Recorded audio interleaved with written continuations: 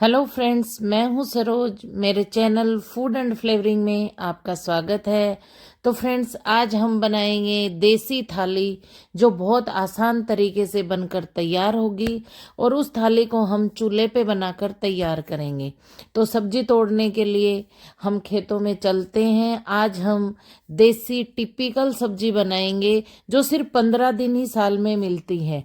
ये देखिए, खिपोली का पेड़ पेड़ नहीं बोलूंगी, ये छोटा सा इसका पौधा है और इस पे खिपोड़ी लगी हुई है, जिसको मैंने सारी को तोड़ लिया। फिर मैंने सोचा क्यों ना मैं आपको ये इसका पेड़ दिखा दूं। तो देखिए, इसे खिपोड़ी तोड़ ली है और ये इतनी खिपोड़ी है, इन्हें मैं लेके घर आ गई हूँ। इनका वजन लगभग 500 ग्राम तो होगा ही।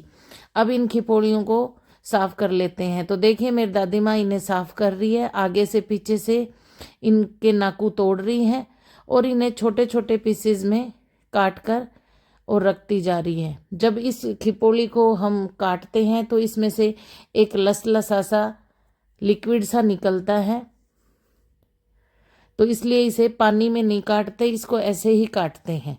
तो देखिए, दादी माँ ने सारी खिपोली को काट कर रख दिया है और सब्जी बनाने के लिए सबसे पहले इसे हम उबालेंगे। तो उसके लिए मैंने चूल्हे को जला लिया है, उस पर डेगची में पानी डालकर रख दिया है और अब इसमें कटी हुई खिपोली को रख देते हैं। और अब इसमें करीबन 1 चम्मच के लगभग नमक डाल देते हैं, चम्मच से मिला देते हैं और ढक्कन लगाकर इसे उबालते हैं। करीबन 8 से 10 मिनट तक इसे उबालेंगे और 10 मिनट हो गई, इन्हें चेक करते हैं एक बार चम्मच से। तो देखिए, मैं हाथ से दबाकर चेक करती हूँ। इसे 80% तक हमें कुक करना है। तो देखिए, 80% ये कुक हो गई है। अब डेगची को दादी माँ उतार लेती है और इसे ठंडे होने के बाद छलनी में निकाल लेंगे। तब तक हम सब्जी बनाने का जो छोंक है उसकी तैयारी कर लेते हैं। बारीक बारीक मैं प्याज काट रही हूँ, हरी मिर्ची काट रही हूँ और 1 टमाटर काट रही हूँ और लहसुन को भी मैं दरदरा कूट कर तैयार कर लेती हूँ। धनिया को भी मैंने बारीक काट कर धोकर तैयार कर लिया है और देखिए, लहसुन को भी मैंने कूट कर तैयार कर लिया है और मैंने ये 1 लीटर दही लिया है। अब इसे दाल मखनी से अच्छी तरह से मथ लेते हैं। इसकी आज हम कड़ी बनाएंगे। इसमें 2 से 3 चम्मच बेसन डालती हूँ, क्योंकि हमें ये पतली कड़ी बनाकर तैयार करनी है, इसलिए 3 चम्मच काफ़ी। आधी चम्मच लाल मिर्ची डाल रही हूँ, आधी चम्मच ही नमक डाल रही हूँ टेस्ट के अकॉर्डिंग, 1/4 चम्मच हल्दी डाल रही हूँ, 1/4 चम्मच हींग डालकर और अब इसे अच्छी तरह से मथ लेते हैं और ये कड़ी का मैं घोल तैयार कर लेती हूँ। अब जो हमने लहसुन तैयार किया था उसमें से आधा लहसुन पानी मिलाकर इसमें डाल देते हैं कड़ी में और आधा हम सब्जी के लिए रख लेते हैं और अच्छी तरह मिला देते हैं। ये कड़ी का घोल तैयार हो गया है। चूल्हे पे डेगची को रख देते हैं, इसमें तेल डालते हैं। तेल गरम हो गया, जीरा डालते हैं, आधी चम्मच राई डालते हैं और लहसुन डालते हैं। बारीक कटे हुए प्याज डाल देते हैं और चम्मच से अलट पलट करते हुए प्याज को हल्का पकाते हैं। अब इसमें बारीक कटी हुई हरी मिर्ची डाल देते हैं, टमाटर डाल देते हैं और सबको अच्छी तरह से पका देते हैं। चूल्हे की आंच को मैंने देखिए कम लकड़ियाँ ही डाल रखी है। नमक डाल देते हैं, आधी चम्मच लाल मिर्च पाउडर, 1/4 चम्मच हल्दी और धनिया डालकर और अच्छी तरह से मिला देते हैं और इन्हें भून लेते हैं। ये भून कर तैयार हो गए। अब उबली हुई खिपोली डाल देते हैं। थोड़ी खिपोली मैंने रख ली है, क्योंकि खिपोली की सब्जी के साथ ही हम खिपोली की कड़ी बनाएंगे। अब इसे थोड़ी देर मैंने भून लिया है और पानी डाल दिया है और पानी डालकर और चूल्हे में थोड़ी आंच को मैं बढ़ा देती हूँ और अब इसे पकाएंगे ताकि खिपोड़ी अच्छी तरह से प्रॉपर पक जाए और सारे मसाले भी अच्छी तरह पक जाए। हरा धनिया डाल देती हूँ और ढक्कन लगाकर 5 से 7 मिनट बाद चेक करती हूँ। तो देखिए, अभी सब्जी पूरी पकी नहीं है और इसमें थोड़ा पानी भी है, देखिए आप देख सकते हो। तो अब मैं क्या करूँगी कि इसके ढक्कन नहीं लगाऊंगी, इसको खुले में ही पकाऊंगी ताकि सब्जी का पानी पूरा सूख जाए, क्योंकि आज हमें जो खिपोड़े की हम सब्जी बना रहे हैं वो सूखी बनाकर तैयार करेंगे।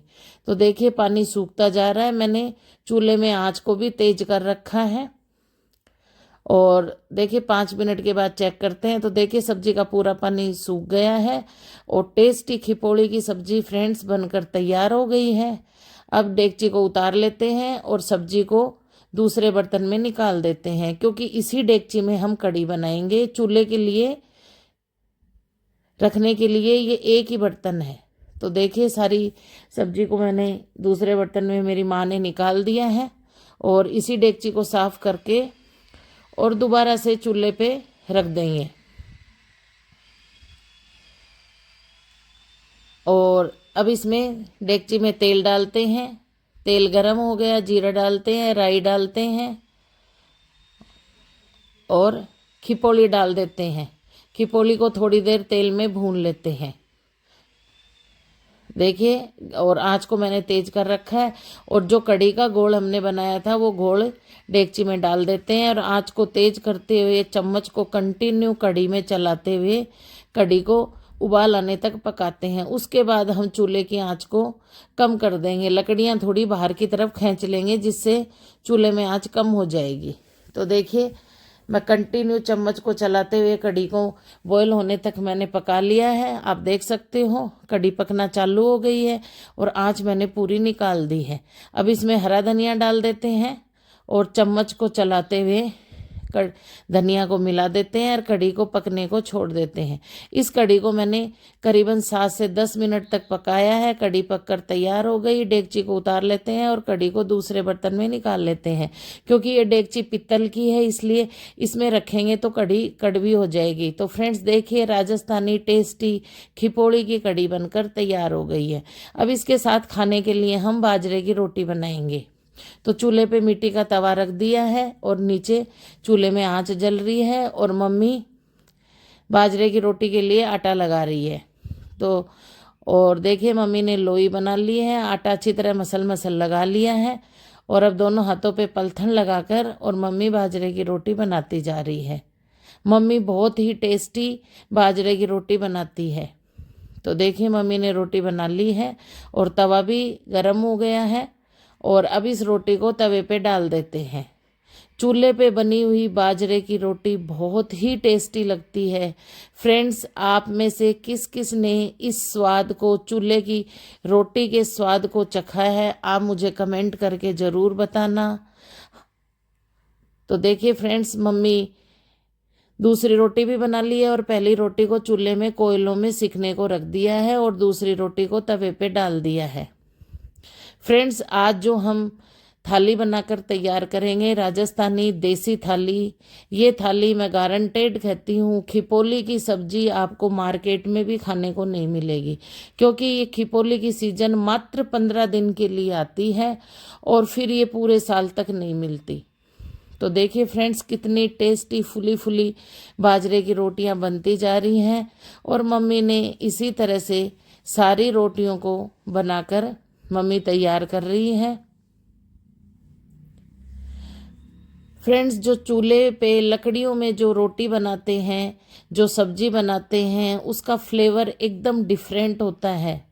तो देखिए सारी रोटी मम्मी ने बना ली है। अब लास्ट रोटी को चूल्हे में सेक रही है। तो देखिए रोटी सिककर तैयार हो गई है और जो जलती हुई लकड़ी है उसको मम्मी हटा देगी, क्योंकि इसी बचे हुए कोयलों में ही हम बैंगन का भरता बनाने के लिए बैंगन को भूनेंगे। रोटियां साइड में रख दी हैं बनाकर। अब बैंगन को चूल्हे में डाल दिया है और कोयलों से ढक दिया है। ये 5 से 7 मिनट में ये अच्छी तरह से पक जाएंगे। फिर हम इसे निकाल कर और इनका भरता बनाएंगे। तो देखिए बैंगन पक चुके हैं अच्छी तरह से। अब इन्हें प्लेट में ले लेते हैं और ये बनाया हुआ सारा सामान लेकर हम किचन में चलते हैं। और बैंगन को धो लिया है, ठंडे हो गए हैं। अब इन्हें हम छील लेते हैं। तो देखिए कितना इजीली इनका छिलका उतर कर तैयार हो गया है। और इसी तरह से मैं दोनों बैंगन को छीलकर तैयार कर लेती हूँ। फ्रेंड्स ये जो बैंगन का भरता बनता है ये बहुत ही टेस्टी बैंगन का भरता बनता है। विदाउट घी या तेल हम इस भरते को बनाकर तैयार करेंगे। इसमें हम स्मोकी फ्लेवर देंगे।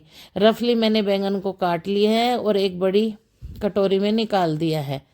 अब इसमें बारीक हरी मिर्ची एक काट कर डाल देते हैं, एक प्याज काट कर डाल देते हैं और एक टमाटर को काट के डाल देते हैं और थोड़ा सा इसमें हम लहसुन डाल देते हैं दरदरा कूट कर। आधी चम्मच के लगभग लाल मिर्च पाउडर डाल देते हैं। टेस्ट के अकॉर्डिंग नमक डाल देते हैं और चम्मच से अलट पलट करते हुए पूरे भरते को इकसार कर लेते हैं ताकि सारी चीज़ें अच्छी तरह मिल जाए।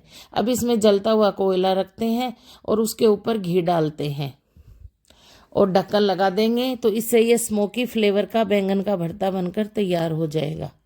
तब तक हम थाली लगा लेते हैं। तो प्लेट में खिपोली की सब्जी डाल देते हैं जो हमने सूखी सब्जी बनाई है, और खिपोली की कड़ी कटोरी में डाल देते हैं और छोटी कटोरी में बैंगन का भरता परोस देते हैं।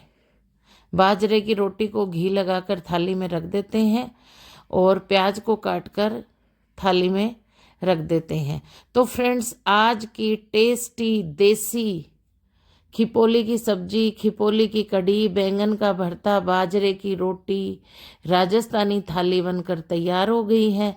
अगर फ्रेंड्स आपको ये रेसिपी जरा सी भी पसंद आई है तो आप मुझे कमेंट करके ज़रूर बताना। अगर आप चैनल पे नए हो तो चैनल को सब्सक्राइब करना और बेल आइकन को ज़रूर दबाना ताकि आपको मेरी नेक्स्ट रेसिपी का नोटिफिकेशन मिल सके। तो चलिए फ्रेंड्स, मिलते हैं एक और नए दिन के साथ, एक और नई रेसिपी के साथ। तब तक हंसते रहिए, मुस्कुराते रहिए और परिवार वालों के साथ एंजॉय करते रहिए। तो चलिए फ्रेंड्स, मिलते हैं एक और नई देसी रेसिपी के साथ। तब तक के लिए bye, thank you, take care, जय हिंद, जय जय राजस्थान।